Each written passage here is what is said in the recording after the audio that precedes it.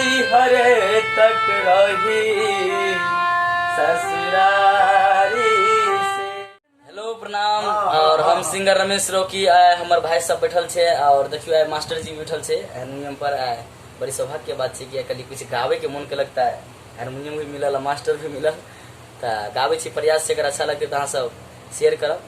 और जहाँ मिलते इस जीवन में लेते जन्म दोबारा, अगर न मिलते इस जीवन में लेते जन्म दोबारा, जन्म